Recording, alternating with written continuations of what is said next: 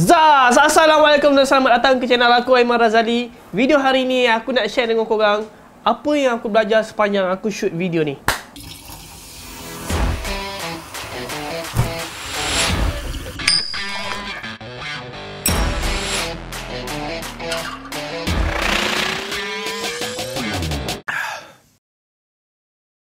Video kali ni bukanlah disponsor oleh Houseboom.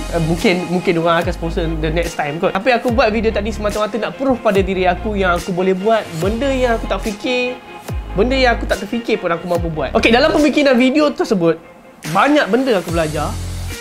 Banyak benda baru yang aku belajar. Banyak kesalahan yang aku selalu buat dan aku rasa aku kena catatkan kat sini melalui video supaya orang lain tak buat mistake yang aku buat. Banyak-banyak perkara tu, mistake yang aku selalu terlepas pandang. 3 je benda yang aku rasa aku selalu terlepas pandang, dan kalau aku elak 3 benda ni, aku rasa aku boleh jadi videographer yang lebih baik ataupun lebih pantas ataupun lebih cantik lah, lebih cepat lah aku boleh buat video tu berbanding dengan sekarang. Sebab 3 mistake ni buatkan aku jadi lebih delay lah panjang aku buat video dari segi editing ataupun dari segi shooting. Sebelum aku cerita 3 benda tu, korang tengok balik video ni dan aku nak korang teka bahagian mana part yang paling susah nak shoot, part yang paling cerewet dan part yang paling susah nak shoot. Kalau boleh, korang bagi pendapat korang pada ruangan komen dekat bawah.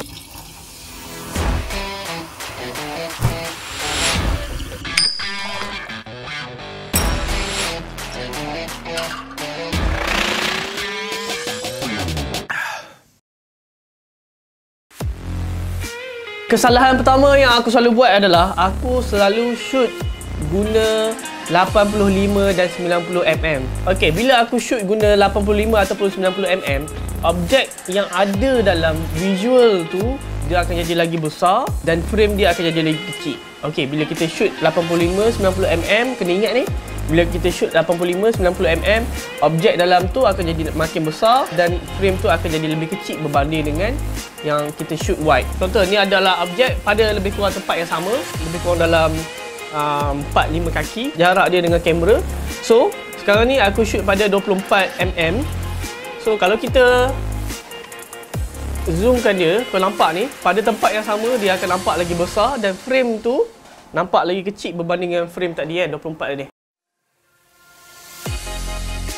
So, apa masalah dia kan? Apa yang akan jadi masalah? Masalahnya adalah untuk composite video. Untuk composite video, maksudnya video lain, kita ambil video lain satu, lepas tu ambil video dua, lepas tu kita gabungkan jadi satu video, itu adalah composite video. Untuk composite video, sebelum kita edit, kita tak tahu kita patut shoot sebesar mana ataupun sekecil mana benda tu. Macam contohnya dalam scene penutup botol terbang tu, tiba-tiba ada jambu terbang kan kat belakang tu. Pada pendapat aku, kalau nak lagi cantik, scale dia kena lebih kecil daripada apa yang aku shoot, apa yang aku buat dalam editing tu. Aku buat yang tu adalah sekecil mungkin yang boleh aku kecilkan. Kalau aku kecil lagi, nampak borderline dia. So, masalah dia tadi kita dah tahu. Bila untuk composite video, dia kalau kita nak kecilkan, kita tak boleh nak kecilkan sangat sebabnya akan ada masalah borderline tu kita akan nampak. Daripada masalah tadi, aku keluar satu conclusion untuk diri aku sendiri supaya boleh digunakan masa depan. Okey, conclusionnya adalah kalau nak shoot composite video yang ada movement, seelok-eloknya kita shoot as wide as possible supaya dalam masa editing nanti kita boleh scale besarkan dia. Tapi kalau kita shoot tight tapi kita nak kecilkan, kita akan nampak borderline. Kecuali kita maskingkan benda tu. Tapi masking tu makan masa yang panjang lah. Sangat panjang kalau masking tu, tambah-tambah kalau detail. Aku rasa aku masking botol tu lebih kurang dalam 1 hari kot. Kesalahan kedua yang aku buat adalah berkaitan dengan editing, which is masking. Untuk scene yang sama, scene penutup botol terbang tu, sebelum penutup botol tu jadi macam tu, sebenarnya aku masking bahagian lidi ni dulu. Kerja nak senang orang Melayu, aku masking lidi ni dulu tau. Aku masking ni sebabnya aku rasa nak masking ni susah dan makan masa, memang renyih lah nak masking benda ni. Tapi aku fikir macam mana nak simplekan kerja tu. Aku pun kata, oh kita masking yang ni lah, yang detailnya kena kat sini je. Yang detail dia kena kat sini je. Yang bawah-bawah ni kita hentam je macam mana pun. Yang penting terkeluar benda tu. Lepas tu aku pun buat lah benda tu. Aku rasa dalam masa setengah jam dah siap lah masking kat sini. Lepas tu wah, dah nampak berjaya ni. Lepas tu aku pun bawa masuklah botol. Lepas tu kan dia pusing-pusing tu. Lepas tu botol naik kan. Ada botol naik. Bila botol naik tu nampaklah hitam kena kat botol sebab aku masking kat sini. Nampaklah hitam bahagian part ni. Nampak hitam seketul kat situ kan. Tempat aku masking. Memanglah cepat tapi kau punya efek tu tak jadi. So daripada kesalahan ni sebab nampak hitam tu, daripada kesalahan ni aku buat satu lagi conclusion untuk diri aku.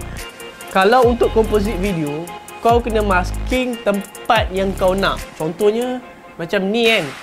Yang mana yang kau nak? Kau nak lady ke kau nak penutup botol? Mestilah kau nak penutup botol kan. Bila kau nak penutup botol, kau jangan masking benda ni. Lepas tu kau invert. Nanti nampak hitam seketul dekat sini. So kau buatlah masking dekat sini. Masking tempat yang kau nak untuk composite video. Itu adalah aku punya conclusion kesalahan kedua. Benda yang ketiga aku nak share, ni lebih kepada pengajaran lah. Pengajarannya adalah aku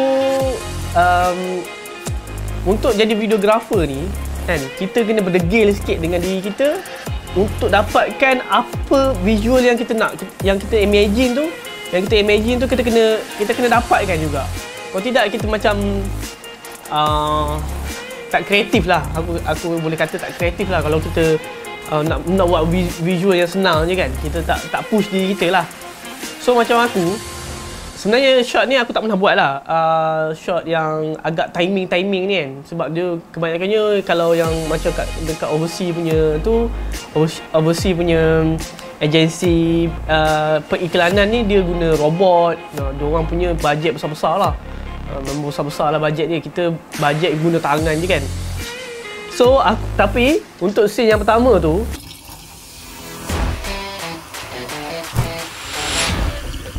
tapi untuk scene yang pertama tu sebenarnya agak tricky sebenarnya. Sebab aku nak, apa yang aku nak adalah satu, aku nak tunjuk air tu datang daripada mana. So satu, yang tu benda pertama yang aku fikir, air tu datang daripada mana. Air tu datang daripada jenama apa. Yang tu yang aku nak. Bila jadi macam tu, aku terfikir macam mana aku nak buat lah. Aku nak buat air, nak buat scene daripada atas, lepas tu nak buat ke bawah. Bila fikir balik macam tu, bila aku try lah buat kan, air daripada atas nampak botol, lepas tu turun ke bawah. Memang tak cantik lah. Sebabnya botol, nampak botol saja, kau bayangkan nampak botol saja, lepas tu air turun, lepas tu tiba-tiba ada tu, memang the first impression tu tak cantik. So kita kena terbalikkan. Sebabnya kalau yang sekarang ni intro dia adalah dia nampak pemegang botol, nampak ada cawan, nampak ada jambu, lepas tu ada perhiasan sikit, nampak profesional lah. Kalau nampak letak pembukaannya, intronya adalah botol saja, yang separuh tu memang tak cantik. Memang sequence tu tak cantik lah. Susunan tu tak cantik. So aku fikir, aku buat balik. Kita kena shoot secara terbalik. Yang tu susah lah. Kita kena shoot secara terbalik. Sebab apa yang aku nak tunjuk tadi adalah air tu datang pada mana. Tapi the first scene tu nak air nak tu cawan tu dulu, lepas tu air tu naik ke atas pergi dekat jenama apa. Macam tu. Yang tu yang aku nak. So bila aku nak macam tu, kita kena shoot terbalik lah. First aku nak benda tu rotate daripada dalam final video aku nak rotate daripada kiri pergi ke kanan. Daripada kiri pergi ke kanan. So aku pun dari masa yang sama, dekat-dekat nak habis pergi kiri pergi ke kanan tu, ada air yang jatuh. Lepas tu aku nak tunjuk air tu datang pada mana. Dan lepas tu barulah aku terfikir aku nak terbalikkan, reversekan video tu. So aku nak shoot daripada visual yang dalam final tu adalah daripada kiri ke kanan. So aku kena shoot daripada benda tu daripada kanan pergi ke kiri. Lepas tu air akan jatuh. Lepas tu barulah masuk scene yang kedua, which is kita tunjuk kat mana jenama apa yang bagi air kat situ kan. So benda aku pun fikir, okay, kita shoot terbalik. Lepas tu susah lah nak, mula-mula aku nak pegang air, aku tuang air kadang-kadang termasuk botol tu, termasuk muncung botol tu dalam frame. Kadang-kadang air tak masuk dalam cawan, kadang-kadang tumpah sebab houseboom kan mahal. Nak beli pun mahal lah, pada aku mahal. Lepas tu nak tuang kat situ. Lepas tu aku fikir aku rasa kena sebab aku seorang kan. Kalau ada dua orang senang sikit, kita boleh pegang tangan dia ke, tak bagi bergerak kan. So aku fikir kena ada benda lain yang pegang botol tu. Lepas tu aku cabut je benda tu. Lepas tu botol tu, air tu masuk kat situ je. Dan kita positionkan cawan tu bergerak kat situ je, duduk kat situ. So aku pun buatlah benda ni. Aku buat benda ni sebab aku nak jadikan juga apa yang aku imagine tu, aku nak dapatkan juga. Aku pun buatlah benda ni. Ni tempat pegang botol dia dan ni tempat support dia sebab dia tak kuat kan. Aku tak buat pemegang magic arm ni sebagai pemegang botol sebabnya magic arm tu tak cukup besar nak peluk botol tu kan. Yang ni dia kepit, lepas tu aku wrapkan dia dengan masking tape. So dia jadilah macam dia jadi kuat lah kat situ. So disebabkan kedegilan aku nak dapatkan visual tu juga, aku pun dapatlah intro tu. Tapi intro tu bukanlah scene yang paling susah. Tapi secara kesimpulannya, untuk pengajaran yang ketiga yang aku dapat adalah kita kena kreatif untuk selesaikan masalah. Scene yang paling susah sepanjang video tu adalah scene yang last ni. Dadeng. Scene ni yang paling susah. Sebabnya adalah aku ambil botol sebabnya adalah dia punya stiker kat depan ni. Stiker kat depan ni menyebabkan kau jadi lama nak shoot, nak set up tempat nak shoot tu.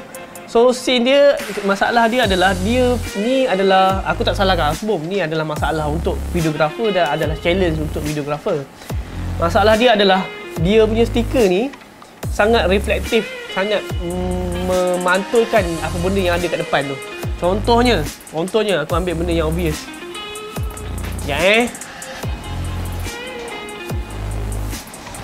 Contohnya aku letak warna purple kat sini kan. Nampak tak ada reflection warna purple kat depan tu? Aku letak kat sini warna purple, nampak reflection warna purple. Kalau aku letak warna biru kat depan ni, nampak ada reflection warna biru. So benda ni menyebabkan aku take lebih kurang dekat dengan 2 jam lah. Untuk selesaikan masalah tu adalah aku kena ambil lebih kurang 2 jam untuk letak banyak gila kertas putih kat depan tu. Memang sangat banyak kertas putih kat depan botol tu supaya nampak lah reflection dia tu nampak warna putih. Sebab tu korang nampak dia punya stiker tu nampak putih, tak nampak gelap-gelap lah. Kalau kita tak fokus pada benda yang detail dalam video tu, kita tengok kan, kita tak kritik, kita akan biarkan je dan kita akan kata okey ni dah siap. Tapi padahal kalau kita nak jadi lebih power dalam videografi ni, kita kena tengok benda yang sedetail mungkin. Daun tu gerak ke tak, daun tu kedudukan daun tu macam mana, lighting tu bergerak macam mana, dia punya reflection macam mana, apa yang jadi pada apa jadi kalau kita letak kertas putih, apa jadi kalau kita letak kertas hitam pada visual dalam video kita. Secara keseluruhannya kita kena inovatif lah untuk selesaikan masalah. Dan aku memang take 2 hours, nearly 2 hours untuk set up tempat tu. Dan alhamdulillah aku rasa aku sangat berjaya dalam menghasilkan video ni. Setakat itu saja video pada kali ini. Aku jumpa korang pada video akan datang. Assalamualaikum warahmatullahi wabarakatuh. Zas.